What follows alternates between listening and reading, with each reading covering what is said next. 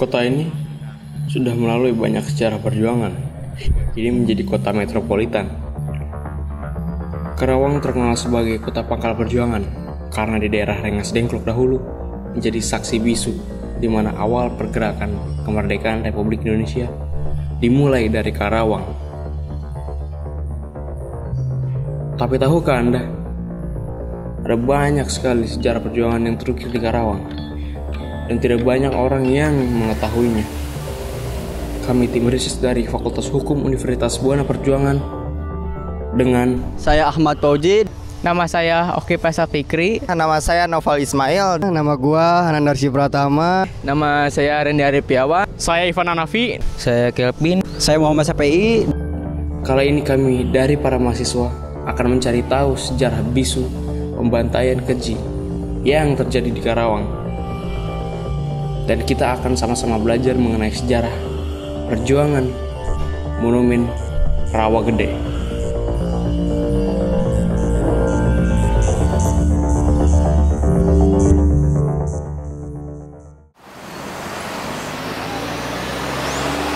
Apaan lu kuncinya? Nah, jadi mah gue yang jelasin gak bisa. Emang kalau di Karawang yang lu tahu apa aja Ji? Apa monumen sejarah perjuangan di Karawang? Berapa Ji? Coba Ji sebutin Ji. Di Batu Jaya apa di mana? Ya pokoknya Karawang. Nggak tahu, belum tahu. Ah masa nggak tahu? Iya. Bukan anak Karawang. Banyak orang yang tidak tahu akan pemahaman tentang sejarah, terutama monumen sejarah yang ada di Karawang. Hal ini dikarenakan kurangnya pemahaman dan eksplorasi terhadap monumen-monumen, bahkan pelajaran yang berkaitan tentang sejarah. Secara geografis, Monumen Rawa Gede berletak di Desa Balungsari, Rawamerta, Karawang, di mana tentara Belanda melancarkan agresi militer dan melakukan pembantaian sadis pada penduduk kampung Rawa Gede, Karawang. Pembantaian Rawa Gede terjadi pada periode aksi agresi militer yang pertama pada 9 Desember 1970. Padahal saat itu Indonesia sudah merdeka. Mengapa?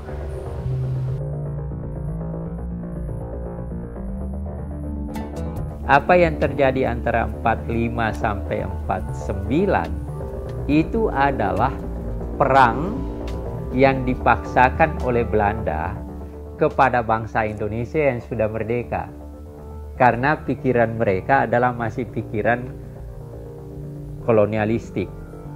Jadi dia masih mau mengembalikan kekuasaannya kepada bekas jajahannya, bangsa yang dijajah dan negeri yang dijajah, padahal bangsa dan negeri yang dijajah ini sudah menyatakan kemerdekaannya. Nah, di sini salah satu tempat di Rawa Gede itu markas gabungan para pejuang mempertahankan kemerdekaan. Sampai komunikasi pakai kereta api Karawang Dengklok ngumpul di sini. Karena apa di sini jadi markas gabungan? Karena Rawa Gede ini orangnya mohon maaf kaya-kayanya luar biasa. Ada yang satu orang punya ratusan hektar sawahnya waktu itu. Iya, artinya puluhan hektar segala macam. Jadi kalau ada pejuang yang ngumpul di sini dari manapun, logistik nggak usah diminta. Udah disiapin.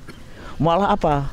Sampai kerbau disembelih gitu, bagikan. Ya senang loh tinggal ada yang itu makan jadi sasaran. Kedua yang paling parah, sasaran Belanda adalah Pak Lukas Kustario. Lukas, ya, lelaki yang dijuluki Begundal Karawang. Ia dikenal bermata jeli bagai elang dan licin bagai belut. Ia dikenal selalu lolos dalam penyergapan. Letnan 2 Purnawirawan sesuai pangkat, salah satu anak buahnya bertutur. Lukas punya kehebatan bertempur jarak dekat. Komandannya itu suka menyerang konvoi militer dan markas pertahanan Belanda di daerah perbatasan Jakarta, Jawa Barat. Kepiawaian Lukas membuat Belanda menjadikan musuh nomor 1 di kawasan Jawa Barat. Militer Belanda menawarkan hadiah hingga 10 gulden bagi siapa saja yang bisa menangkap Lukas dalam keadaan hidup atau mati. Kalau ditembak nggak kena-kena. Nah ini Pak Lukas. sampai wah paling dibenci paling apa. Tapi ya kalau kelihatan masuk di kampung diuber oleh 50 Belanda dimasuk ke sini, ya masyarakat kan menutupi seorang pejuang. Nah itu malah pernah ngambil mobil Belanda, markas Belanda tuh di Karawang di belakang kantor pos yang sekarang asrama polisi. Ya alun-alun belakang kantor itu asli rumah Belanda semua itu, Tangsi namanya. Ya, sekarang asrama polisi kan, ya.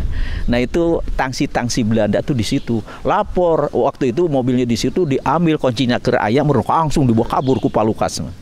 Di Uber 2 mobil ketemu sampai di Cikampek sampainya.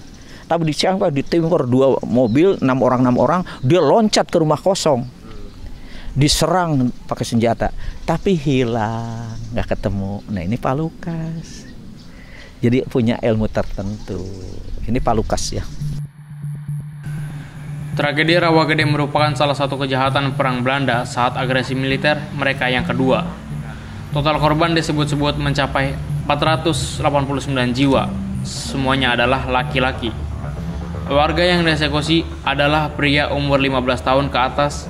Mereka dikumpulkan di beberapa tempat lalu ditembaki. Kata Ketua Yayasan Rawagede, Sukarman, di tempat yang sama.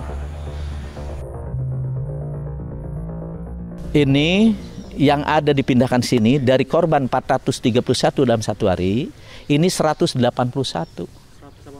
Iya. Korban yang dipindahin dari rumah ke sini. Ini dibuatkan Taman Pahlawan 10 November 1951 waktu Bupati Thohir Mangkudijaya. Ini biaya dari pemerintah daerah. Dibuatkan satu tempat Taman Pahlawan. Karena di Karawang ini Taman Pahlawan ada 3. Taman Pahlawan di Kertabumi yang sekarang jadi Bhinneka, ya dekat itu. Dulu Taman Pahlawan di situ, ya. Yang satu lagi di Cikampek, depan masjid dekat Polsek itu. Ya, itu apa buatan pahlawan? Yaitu tokoh-tokoh bangsa kita yang sebagai pahlawan, yang punya penghargaan dimakamkan di Taman Pahlawan. Nah ini mah para pahlawan bukan yang punya penghargaan. Tapi tahun 90 mohon maaf, itu Pak Amin sampai memberikan hibah 3,5 hektar di Pancawati, dibuatkan Taman Pahlawan. Itu 3 yang punya surat Kementerian Sosial Karawang, Rawagede, Cikampek disatukan mestinya di sana. Nah tapi Cikampek pertama kali dipindahkan, kedua kali Karawang dipindahkan ke Cikampek, yang ketiga kali datang ditolak oleh saya. Karena apa? Ini para pahlawan ini kalau dipindahkan nilai ritual atau sejarahnya hilang, ya, bukan harus Taman Pahlawannya, tapi peristiwanya yang bersejarah. Kalau ini dipindahkan ya di mana nanti gitu.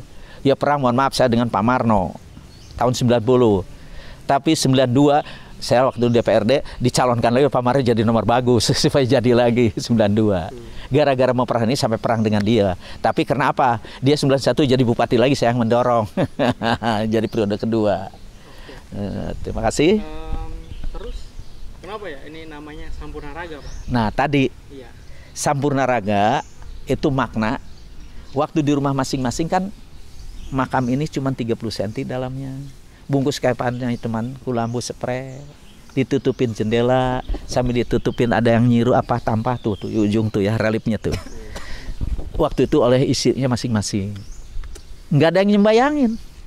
Udah dikubur tanah teh. Tapi 3 tahun kemudian dipindahkan ke sini, dibungkusin nama itu 1 meter, tulangnya ini dibungkusnya pakai kain kapan. Bu siapa ini? Anak ibu, ya itu namanya Silet kan gitu. Bu ini siapa? Suami ibu namanya Kutang. Bu ini siapa? Suami ibu namanya Cengek gitu ya. Termasuk segala macam nama, termasuk Sebel itu nama asli gitu. Iya. Nah ini sebelum dimakamkan dari 181 tadi yang bungkusin kain kapan disembayangkan massa untuk disempurnakan. Makanya sempurnalah raga ini setelah disembayangkan dan dipindahkan dibuatkan Taman Pahlawan. Itu kalimat itu, makna itu. Saya ingin menjelaskan makna monumen ini ya. Bapak tadinya bentuk monumen di sini waktu Pak Mayor Jenderal Taya itu bentuknya seperti Jogja kembali, tinggi. Terus ke kiri ke kanan itu ada ruang patung dan ruang kantoran maksudnya. Tapi pas dilihat dalam gambar ukurannya 50 meter. Ini cuma 33 kan gitu maksudnya, Pak. Waduh, nggak cukup di sini. Ini gambar bawah 50 meter, ini cuma 33, gimana? Bisa ke sana kemari. Loh, buat monumen ini bukan di sini, kata Pak Mayor Dinartawe sebagai Panglima Jawa Barat. Tapi orang Karawang yang memperhatikan ini. Bukan di sini. Membuat satu monumen di mana peristiwa yang terbantainya terbanyak. Maksudnya gitu kan. Ini mah makam juga pindahan kan katanya gitu. Bukan di sini. Tapi di rumah masing-masing. Tapi yang terbanyak di mana? Ya terbanyak yang dibantai, Pak, di kali, di Walungan. Biar aku nyin monumen di atas Walungan. Di atas kali kan. Udah aja sekalian di sini. Ya harus gimana? Biarlah saya merubah. Nah, ini ukuran ini makanya ya cukup 33 meter juga panjang kiri kanannya. Ini bentuknya adalah bunga melati yang belum mekar. Bentuk monumen. Kenapa bunga melati? Bunga melati itu adalah putih wangi, suka duka dipakai. Suka menikah pakai bunga melati, duka meninggal pakai bunga. Nah, tapi masih kuncup. Kapan mekarnya? Nah, itu mungkin, Pak. Kapan mekarnya? Mekarnya? Itulah anak-anak perempuan melati mekar, jadi dosen, jadi dokter, itu melati mekar. Makna itu anak perempuan. Tapi arti sejarah lain lagi. Kalau kita naik ke atas, itu semua anak tangga 17 dari manapun. Masuk ruang patung, itu dikacain segi 8. Piramid yang kuncup di atas 4. Tingginya saya ngukur 5 meter. Kalau digabungin 17, 8, 4, 5. Nah, itu arti monumen Hari Proklamasi. Nah, ini saya menulis pilar-pilar kebangsaan bagi anak laki-laki. Itu yang di belakang. Coba baca. Esa hilang dua ter. Artinya? Belum tahu. Mati 1, tumbuh 1000. Mati sekian ratus masa lalu, akan muncul lagi ribuan pahlawan yang akan datang. Nah, inilah anda ini pahlawan yang akan datang. Mungkin jadi polisi, jadi abri, jadi bupati, jadi gubernur. Nah, itulah pahlawan yang akan datang. Siap? Siap. Oke, gitu makna itu.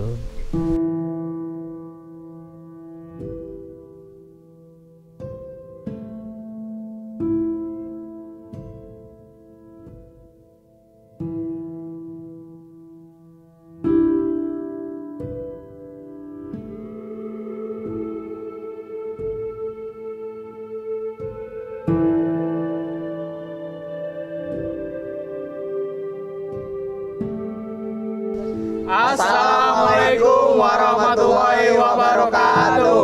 Kami Dari kelompok 1 Jati Diri Bangsa kelas angkatan 20A Universitas Buana Perjuangan Karawang